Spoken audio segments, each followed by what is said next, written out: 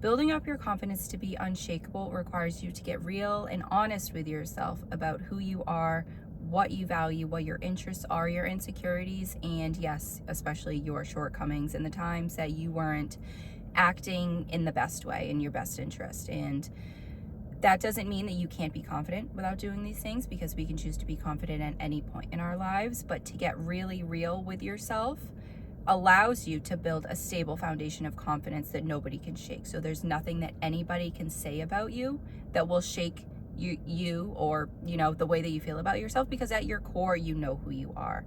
And yesterday I talked about this in my video. I talked about this extensively, but I also touched a little bit about the journal prompts and the reflections that I used for myself to get myself to this point where my confidence is unshakable, that nobody can say anything about my character, because I know who I am at the end of the day. I know my core, I know what I stand for. So today I have prepared 10 journal prompts that you can reflect on. They're kind of like questions, but you can get really deep with it. They can also lead to other topics and other things. I talk a lot about, like our insecurities, times we have acted from a hurt place, from a defensive place, and we've hurt others, we've hurt ourselves. So today is going to get really honest. And I have all of the journal prompts time-stamped in the description. So if you want to skip along, or if you want to do certain things before or put certain ones off, come back to certain ones, you definitely can. You can click through. So I hope you have, get your pen or pencil and your paper ready, a notepad, a journal, whatever you prefer. And let's get started. And feel free to pause this whenever you need to. And I have all of these in my journal ready to go. So I'm gonna read off. I have each of them basically listed. Again, there's 10 of them, but you can dive deeper into certain topics if you want. These are just kind of the things that I've noticed myself reflecting back on too, and the topics that I have thought about myself. And I'm not a professional. These points are really just my personal experiences. And I was also going to say something else. Oh, I had focused on some of these points for years. So the healing, it was all over the place, honestly. There were times where I was like really, really focused on it, and I was focused on these topics, and some points where I sort of took a break. So it really depends on you, how you feel about yourself, how deep you want to get with yourself, and how honest. And how much, like it brought up a lot of trauma for me. So that is also like so much a warning, but like a disclaimer that can definitely happen. You can cry, you can be angry. I was angry for a while. So just prefacing all of that, these emotions can come up while you're healing. Absolutely. And all right, let's start with the first one. What are your values? And you could value, this could include honesty, empathy, kindness, humor. If you really value caring about the environment, taking care of the environment, standing up for marginalized groups of people, certain groups that you care about, think about the things that you care most about and write those things down. So if you really care about, like I said, the environment, if you really care about animals, you really value people who are, educated, who are willing to learn, and you are someone who's willing to learn and learn new things, you love reading, whatever that is, whatever you value, write that down. And again, feel free to pause at any point that you need to, because I'm just going to skip through these. And number 2, what are your interests?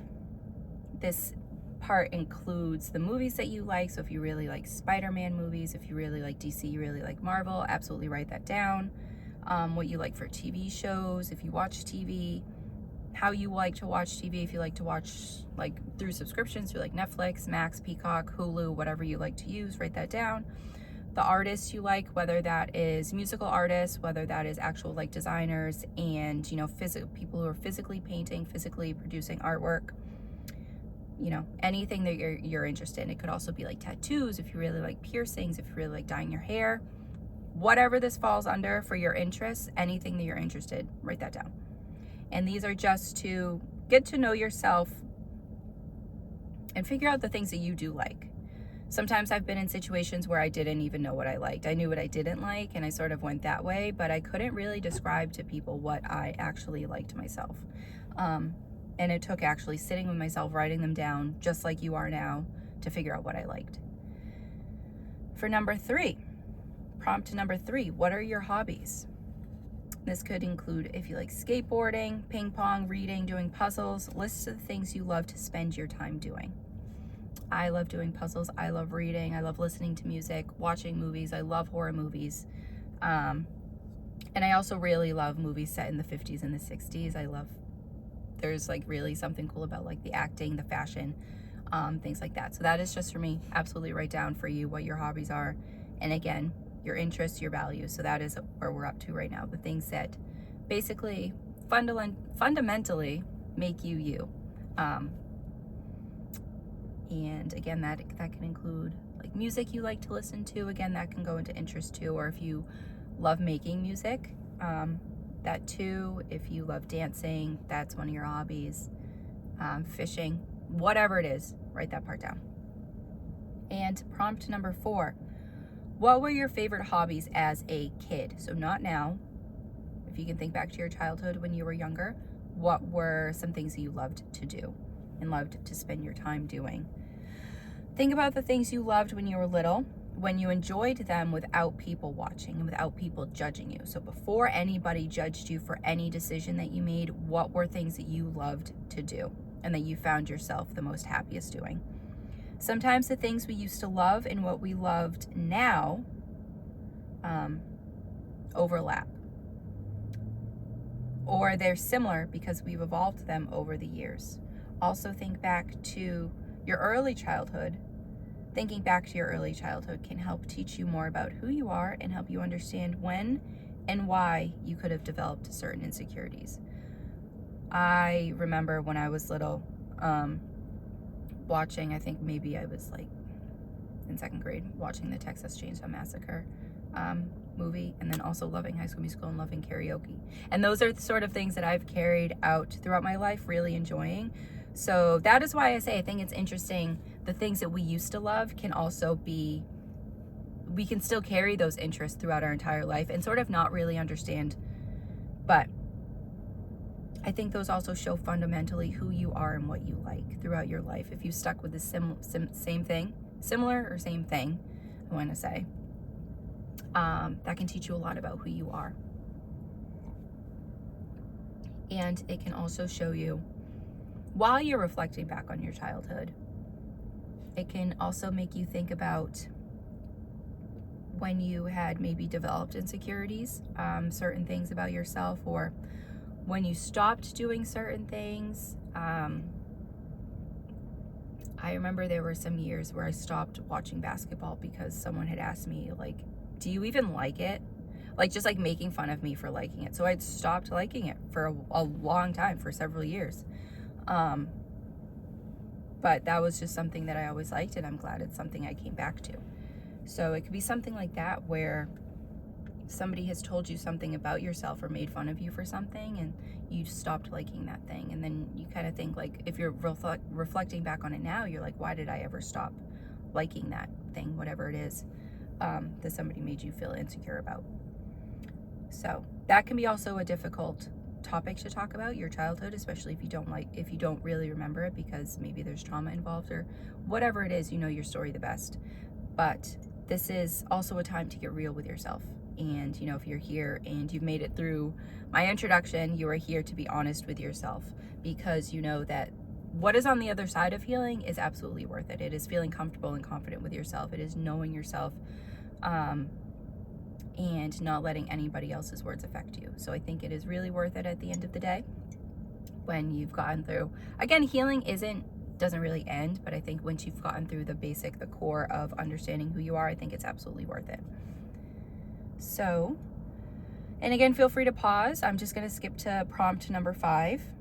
When do you feel most fulfilled and happy? It could be when you're styling hair, if you're a hairstylist and you like doing other people's hair, cutting people's hair. Doing your skincare routine, you could really care about taking care of your skin. Being in the park, playing in the park, playing with your dogs or your pets, reflecting on the times. Oh, sorry, this is a command. Reflect on the times, places, and things and people that make you the most happy. It could be spending time with your grandparents, it could be spending time with your cousins, going to family baseball games, baseball outings, like family outings with your family, doing things like that. And that can also show you the things that you value. So if you really enjoy hanging out with your family, you really value family time, and you really value being close with your family, being, having close relationships to you. So that can also show you something that you value. Again, sort of each of these prompts can sort of lead you into another and make you reflect on the other one even deeper. So that is for number 5. Feel free to pause whenever you need to, but moving on to prompt number 6. When do you feel most upset and angry? This could be times when you're talked over, somebody's talking over you while you're trying to get out your feelings. It could be times when you're overlooked, when you're made fun of for something, see any type of injustice in the world or any type of behavior at all that is either directed at you or others that upsets you. Again, this one can be difficult. This one also might be really easy. This one was easy for me. It was easier for me to understand times that I was angry and things that irritated me as opposed to things that made me happy. But now they're basically balanced. I can think of definitely things on the top of my head for each thing that makes me happy or something that makes me upset, which is also the goal here, is to balance your light and your dark, your happiness with your upsetness, with your anger, because they all exist inside of us. These prompts aren't trying to get you to stop being angry, because we will always get angry, but it is learning how to balance that, how to balance your emotions, and how to understand the duality of both the light and the dark. So number 6 was, when do you feel most upset and angry? Feel free to write those things down. Feel free to really think about them, or think back to a time where you were angry and what at the core upset you. If it wasn't a person, maybe it was the way that person was talking to you. Maybe they were being disrespectful to you, rude to you. Maybe they thought you were incapable of doing something, and they just really overlooked you. Maybe that's something that upset you. But that was number 6. Moving on to number 7. What are your insecurities? This can be very general, this can be small, and this can also be very difficult and uncomfortable to get through. But of course, like all of these, it's necessary to talk about. Insecurities can include anything, large or small, that you have. I think I wrote these when it was late last night, so this doesn't make sense. Insecurities that you have about yourself. It could also be something that somebody has projected onto you. So it's not necessarily an insecurity that you might have. It could be something that somebody has told you about yourself that you should be insecure about. Definitely write that down as well, because we can also, by writing these down and recognizing them, we can understand the core of our insecurities, and figure out where they came from and why we even have them in the first place. And yeah, most of the time you'll realize they weren't your insecurities in the first place. They were placed on you by someone else. And just to give an example, this was just something I had noticed a couple weeks ago, and it isn't really something that I am insecure about. It was, again, something that somebody had projected onto me. So I got my hair cut February 13th, and so about a month ago. And I love it. It's starting to get a little bit long. I didn't want to feel it so much like when I was wearing clothes. I wanted it to be shorter, and I still do want to cut it shorter. And I said that to my mom, and she was like, you don't want to go shorter because your curly hair, my hair is naturally curly, is gonna poof up, and you don't want that. So you should just keep it where it is. And I was just thinking, like, why should I be insecure about how my natural hair is gonna look? Because there's nothing wrong with the way, if my hair does scrunch up, whatever, it's hair, it's my hair. Like, I'm not gonna feel insecure about that. So it was something that I had noticed that was an insecurity that was placed onto me. So it could be something like that for you, where you were in a situation where somebody automatically told you shouldn't do something, you wouldn't look good in something, you shouldn't make that decision. Even though it was a decision that you wanted to make, somebody else was telling you not to make that decision. So absolutely write that down. And that can also lead into when we are in prompt number 6, when you feel the most upset and angry. That could be something that upset you, where somebody sort of tried to portray a certain image of yourself onto yourself. So again, these can all flow into the other. Number 8, when have you acted out of ego or out of hurt that hurt someone else or yourself? So recognizing and rectifying the times where we have hurt others, both unintentionally and intentionally. I have something on my lip. Both unintentionally and intentionally, allows us to accept ourselves, forgive ourselves, and love ourselves for all our mistakes and faults. We're not perfect, and sometimes we do act out of emotions, but forgiving ourselves gets us one step closer to building a personality and a set of confidence that we accept wholeheartedly.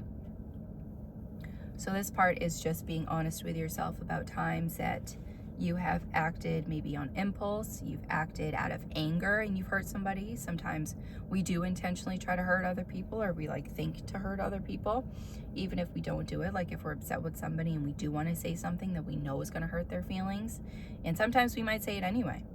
So reflect on those times that you've done that, be honest with yourself, and also forgive yourself, because we're not perfect, we are still learning. And if you've gotten up to this point where you haven't really reflected on it, this is your time to reflect on it and to be honest with yourself about your feelings, about the times where you've done something out of ego, or again, done something to hurt somebody, done something to hurt yourself, said something to yourself that really, was self-deprecating, was making fun of yourself.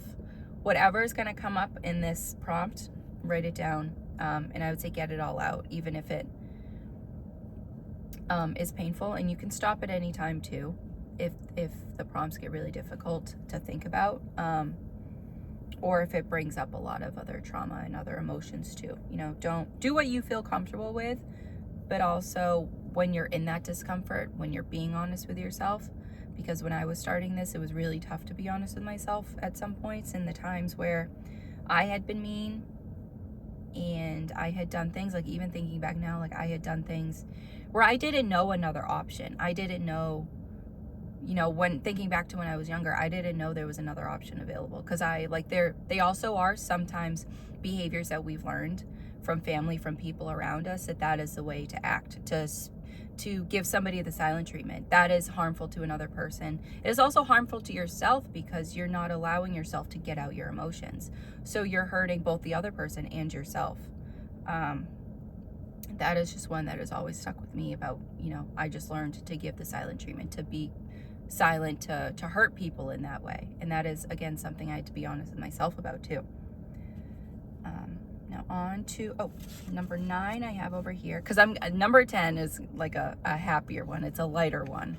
So we'll end on that one. But for number 9, when have you let others be the main character of your story? These times could include times when you've made another person the main role of your life, giving up your power to make them the star of your movie. We should each be the main star of our lives, because we're all we have at the end of the day and at the end of our lives. So think of the times you've given up your power in any type of relationship to make another person happy while you remained unhappy. This could be a romantic relationship. It could be a work relationship if you're at work and you sort of have to set aside your feelings to make another person happy, to make a coworker or a boss happy. That would definitely be included in this prompt. Like I said, making somebody else the main character of your life, because like I said, it's your life. You get to dictate how things go, and who gets your energy at the end of the day. And I think I said this in one of my last videos, if you are giving another person or another situation 90% of your energy, that leaves you only with 10, so you can't get done everything else that you need to. So you need to ration your energy and give it to people who are deserving, give it to situations that are deserving. If it's a job that is draining your energy and you're giving so much to this job and getting so little back, I think you should reevaluate where you are at that job, and to make sure you're in maybe a comfortable place to look for another job. Again, this is just an example for, a work environment, but that same thing applies with any type of relationship. If it is a romantic relationship and you feel like you're giving so much and they're not giving in return. Well, there's a dog over there. And also giving, we can give in a way that's different than another person gives, if that makes sense. So we could be more of someone who wants to spend time with people. That is our way of giving our energy. And somebody else, the person on the receiving end really likes to give gifts. So we could be giving and receiving in different ways. That is also something to communicate with that person. But if we feel like we're giving our time, that person isn't giving time, they're not giving, attention, they're not giving affection, they're not even giving gifts, they're not giving anything, I think you should reevaluate how that relationship plays a role in your life and how that fits into your life. And on to the last prompt. What do you love most about yourself? That could be anything internal or external about yourself that you love. The longer the list, the better. You should also love yourself for having the courage to come face to face with the dark parts of yourself with honesty, like you're doing right now. Not everyone even acknowledges the parts of themselves that have done harm to themselves and to others, so it's so incredibly brave that you've chosen to do that today. I think that is definitely something to love about yourself. If you are courageous to be doing this right now, write that down on your list. You're courageous. You have courage. You're brave. You are, resilient for going through what you've gone through, and then also being honest with yourself to come out of that and to be the best person. So you're also honest. You are, I don't know, the list could go on. You could also love the color of your hair. You could love your hair. You could love the way you talk. You could love the shape of your nose, like whatever it is, make it the longest list ever. And this is the last prompt. I wanted to end it on a lighter note, on a happier note. So everything that you've gone through, everything that you've reflected on, I wanted this to be a really positive one. Not that the rest of them aren't positive, they're just deeper and can bring out a lot of emotions. But this one I want you to reflect on also. You can also reflect on your interests, your hobbies, and you can be like, wow, I really love that I've gotten so good at crocheting. I've gotten so good at knitting. Write that down on the list of the things that you love about yourself, that you have taken the time to learn how to knit, how to sew, whatever it is, how to ride a bike. Maybe you didn't know how to ride a bike when you were younger and you taught yourself that as an adult. That is amazing. And the fact that you want to keep learning new things and to keep evolving as a person, that is also something to love about yourself and to be proud of yourself for. So that was all of my 10 prompts. Again, timestamps are in the description. If you want to click through them, you want to go back to any, you want to spend more time on some of them, absolutely feel free. But these 10 prompts should be a good jumping off point to healing and building your self-confidence. While you're going through them, they might lead to other questions you come up with and topics to reflect on. Get as honest with yourself as you can. But these are all the basic themes I reflected on myself. For years, I was reflecting on the pain and suffering I allowed myself to go through. So again, I feel like I allowed myself. I knew at certain points where this person was sort of taking advantage of me, but I was sort of giving them the benefit of the doubt. For whatever reason, I was giving them more power in my life than they deserved, right? That was also another time where I was making somebody else the main role in my life. And again, we learn from that. We reflect on that. That's what we're doing today. But I was, mad a lot of the time. I was mad at myself for giving away my energy, mad at them for taking advantage of me and seeing that they could do that. And then also mad at the adults around me who were supposed to protect me. And these were like in younger situations where I knew that other people saw what I was going through, again, when I'm like 10, 11, 12 years old, and didn't choose to protect me. But, we understand that. We forgive. We don't hold on to that. Even if, forgiving doesn't mean that you forget what happened and that you allow that person back into your life. You can or you can't. It's totally, again, it's your life. You are the main character. However you feel works best in your life. If you don't want to have a relationship with somebody who's hurt you, knowingly hurt you, that is absolutely okay. And even the same for us. If we have knowingly hurt people, they don't have to have a relationship with us either. So it goes both ways. But as long as you are honest with yourself, you accept yourself for who you are. Again, these can be really difficult and uncomfortable to go through.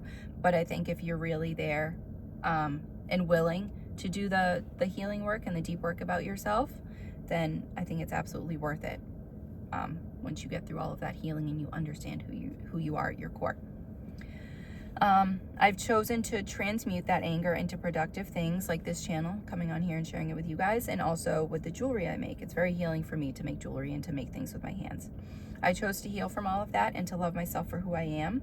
I live by my values and I do what makes me happy. Again, I really reflect on these prompts day in and day out, not consciously, but at the end of the day, I also do a lot of gratitude, reflecting, and I think about the things that I'm grateful for, and sometimes I really am grateful for even me being courageous and confident enough to come on here.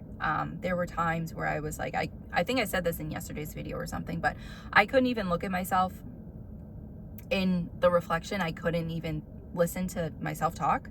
But now when I look at myself, I'm just like so in awe of the person that I've become, and the confidence that I've built for myself, and how comfortable I am listening to myself, looking at myself when I talk. It's just something that I love about myself, and I've become really proud about myself about. And I'm no longer putting anyone else on a pedestal or giving them the keys to my life. I'm in the driver's seat now. Literally, I am. And I hope all of this reflecting reminds you that you are in the driver's seat of your own life. No one should have control but you. And I'm so happy you've decided right here today to take that control back. Although healing doesn't have an end, and there can always be things that trigger us, especially if you've healed certain things in a relationship, and then you get into, you go a few years without being in a relationship, you get into another relationship, and there are things in the relationship that trigger you because you weren't exposed to a relationship for so long. So there can be things like that. Healing can come back around. And also, like, if there's a sudden loss in your life that you need to heal from, like if you lose a parent or a loved one, that is, again, something to heal from. So healing comes in different forms, but it doesn't mean that we can't heal from that thing and, do our best to just keep going throughout our lives. But this is the bulk of the healing, to build a stable foundation of self-confidence. Again, these 10 prompts were more so to build your self-confidence, your self-awareness, your self-acceptance, and to know yourself truly, because when you do, and you know the light in the dark about yourself, nothing can break you at all. You're going to be confident at your core, and you're going to be comfortable with who you are because you've reflected on all these prompts. You've reflected on the times where you haven't been your best self, you've hurt yourself, you've harmed yourself, and you've harmed other people. We accept that, we love ourselves, and we forgive ourselves for that. And learning who you are on your interest level, and figuring out, the things that you love about yourself. So I think all of these were the things that I really focus on. I did a lot of thinking yesterday to figure out the best way to approach these prompts. But this, again, is the bulk of it, for building a stable foundation of self-confidence. And I hope that was helpful for you. Again, feel free to skip back and to come back to this whenever you need to. Again, most of my content is about, at least what I've been feeling lately, is about self-confidence and believing in yourself and being in the driver's seat of your own life. We're not in the passenger. We're not in the back seat. We're not in the trunk. We're right in the driver's seat. We're taking control. We got the keys. Yep. That's us in our own lives. So I hope this was helpful for you. If it was, leave me a comment below, like, and subscribe if you want to see more content from me. That is it for now. And I will see you guys in the next one. Bye.